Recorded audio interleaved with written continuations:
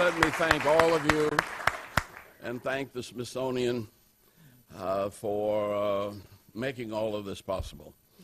But it probably really is possible largely because Maya Angelou is. She suffered a great tragedy as a child and didn't speak for almost a decade. And when she finally spoke, it was as though she spoke from her soul, and it was as though the voice of God, of unforgiving, of unconditional love, of understanding, of sympathy, of reaching out to everybody, whatever they are, whoever they are, whatever their condition, and reminding them that they too were God's children. She came to me shortly after the death of Martin Luther King, and next thing I know, I was in the Congress of the United States. And so probably all of us owe a debt of gratitude to the soul force. That's what nonviolence is. It's the power of the human soul, the human spirit, to overcome all of the evils of life. Nobody's come any closer to doing it than Maya Angelou. Maya, we love you. God bless you, and thank you. Okay. In your life, how do you look at the movement for dignity and respect and freedom for all people? Well, I start at the White House, and I see our president, America's president, and realize that African Americans we're not numerous enough to put him in. So he was put in by white Americans and Spanish-speaking Americans and Native Americans as well. I know that. And I know that President Obama and his wife and his children and even a grandmother is in the White House. Black grandmother in the White House. Yeah.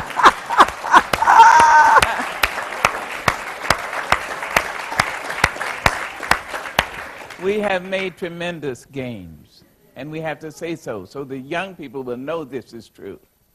We have made tremendous gains, not nearly as much as we want to, but tremendous gains. When you look around and look out and see Alexis as a former Secretary of Labor, look at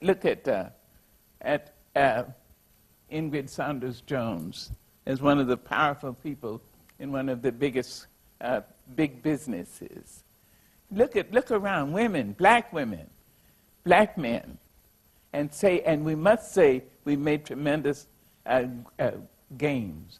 We haven't made nearly as enough as we must do, and we need more and more people involved in the civil rights movement. Civil rights, not just race rights, but civil rights for everybody. Dr. Maya, I know that April the 4th is a bittersweet day for you.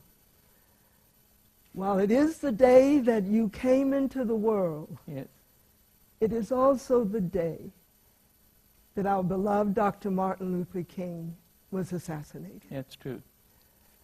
Would you just share with us some of your most precious memories of working with Dr. King in the civil rights movement? Yes, thank you. One of the things that's not known much, and Reverend Andrew Young can attest to that, Reverend Ambassador Brother Mayor could attest to that. Reverend King had a wonderful sense of humor, and nobody talks about his humor. And that's unfortunate because it means that young people, like my great-grand here, or my great-grand there, if she's here my great-grands may think that, Martin Luther King was so great he wasn't human. And so I can't approach that. I can't even dream to be that. Well, he was human. And he made the mistakes that human beings make. And he was able to forgive himself and everybody. And everybody. In Selma, Oklahoma, in Selma you could forgive. Goodness gracious. Go to prison how many times and forgive? My lands. I've just written a piece about Nelson Mandela. Same thing. Great people do have that. And sometimes they don't have to live to be 86 to have the ability to forgive. But you have to have patience. And Reverend King had great patience. And he would tell a joke in the back of a car. He'd be sitting in the back, and we'd be going to a fundraiser, and he would tell a joke and make the driver almost crash the car. Because very few people expected him to be funny. But he was hilarious. He could be hilarious. And he was kind. There's another thing that happens when you have patience. You learn to be kind and compassionate. So Reverend King was compassionate. And he understood everybody. He understood the Spanish-speaking, the Latinos, the Native Americans. He understood the Israelis. He understood the Palestinians, South Africans, white and black. Amazing. He said, I know, because the truth that I've learned is that people can only do what they know to do, not what you think they should know. Not you can say, oh, well, you went to such and such a school. You graduated with such and such honors, and you should know better. No, you can only do what you know to do, not what you even think you know. When it comes automatically, then you know it. And so Reverend King did what he knew to do. He was compassionate. He was kind, really kind. I'm feeling very, very grateful, Dr. Maya, not only for this privilege to have this conversation with you, but for your willingness to serve as the honorary chair of the campaign at the National Museum of African Art, where I work. Absolutely. And so as you give us a click and call the language closer. All right Zulu. now, Colin, Guy. All right. Would you just share with us a few of the ways in which you remain so connected to the continent of Africa, to its arts and its people? Years ago, I sang with Tito Puente. I was a singer with Puente. And there were two drummers. There was Mango Santa Maria, the Congoist, greatest Congoist at that time, and Willie Bobo. Willie was a drummer. And Willie's people were from Cuba. And he taught me a song. And the song is, Baba fururu ere reo, o kanyele. He taught me the whole song. And I started holding the song like this. He said, no, you can't snap your fingers and do that. That's a religious song. So I asked him, what does it mean? He said he didn't know. But his mother taught it to them, to all her children, and they sang it, and he knew his mother used that in ritual. So I just learned it and just put it in my brain. Years later, I was living in Egypt, and my next-door neighbor her husband was the first secretary of the Nigerian embassy. And she said to me, sister, you speak so many languages, and you even speak Xhosa. But sister, you don't speak any other African language. So I said, I know a song. I believe it's African, but I don't know what it is, and I don't know what it means. And I started singing it. Baba fururu ereo, o kanyenelebo, eleri fumbati waso, eiborere bati wao, enu wao. I looked over and she was crying. This woman, Mrs. Young was her name. She was married to the first secretary at the embassy, and very elegant. She always wore jewelry, She lived next door to me. She'd come over to have tea with me and put all this stuff on.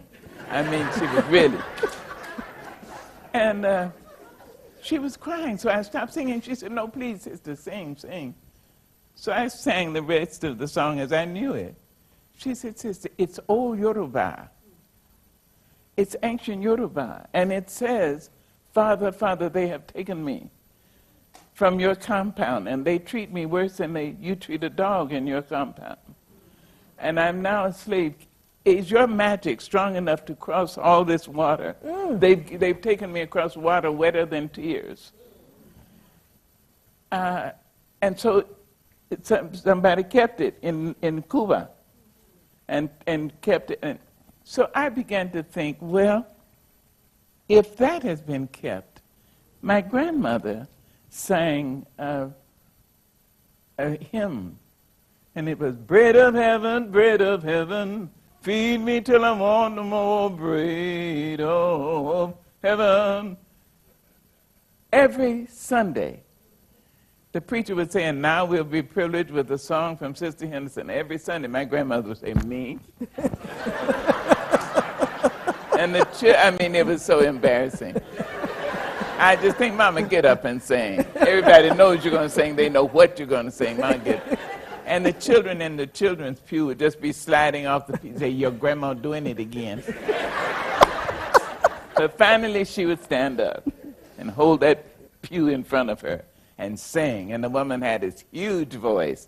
And Lord, she could sing. At least once a month, somebody would get happy in the church and throw her whole purse at the preacher.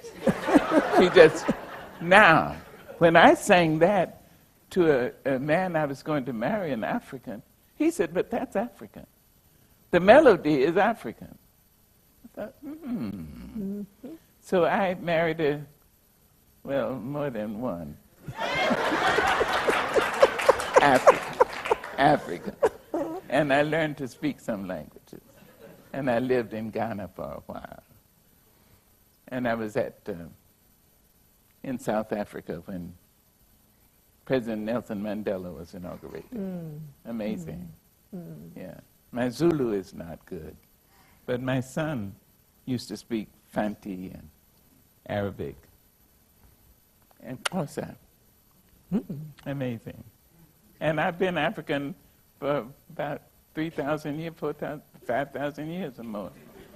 So why should I stop now at 86? Dr. Maya, I could sit here all afternoon, but I want to be respectful Thank you. of you and your time. Thank you. Is there any parting message you would like to give your family and friends? Yes. That's everything I've said is the truth, Kefra, as I understand it. If I've not told the truth, I need you to tell me. I want the truth. I'm not in love with a position. If I love anything, it's the study of truth and the preparation of truth and the giving of truth.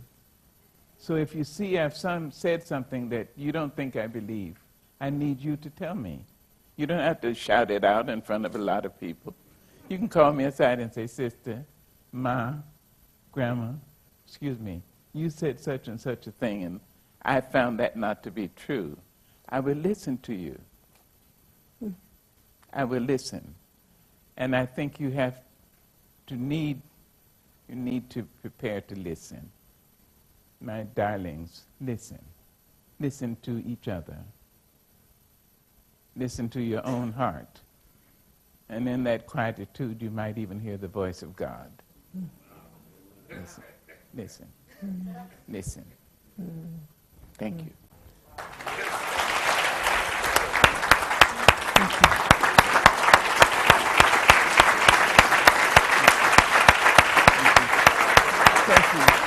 Thank you. Thank you, my darling. Thank you, my darling. Oh. Thank you, my darling. Thank you.